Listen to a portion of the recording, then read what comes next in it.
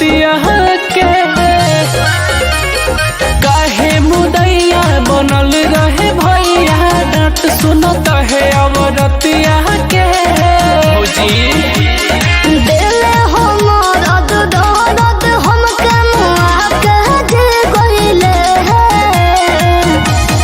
दूधावा बबुआला जोगवनी बोलमुआ पी गईले तो दूधावा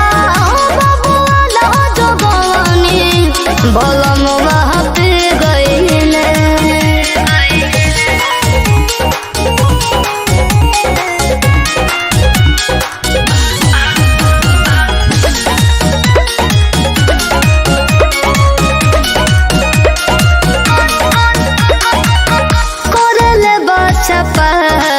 न जनाना से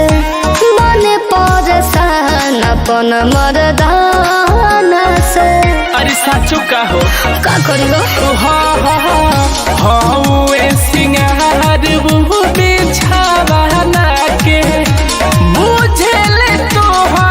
के खेलावाना के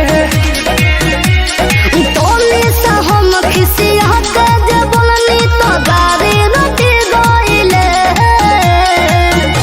तो दूधावा बबुआला जोगवनी बोलमुआ पी गईले तो दूधावा बबुआला जोगवनी बोलमुआ पी गईले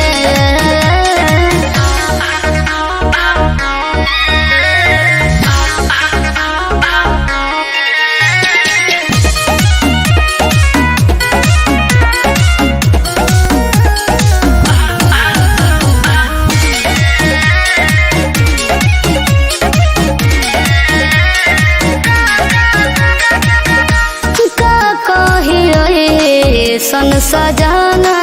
बाके खुश होल कही के गजाना बाके तोहरो तो मजे आवत होई ए भौजी रे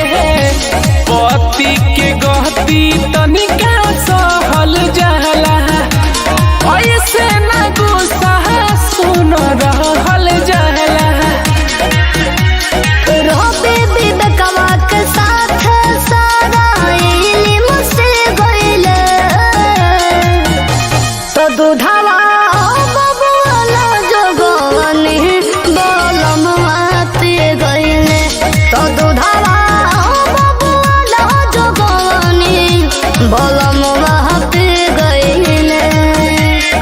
बचा के रखा।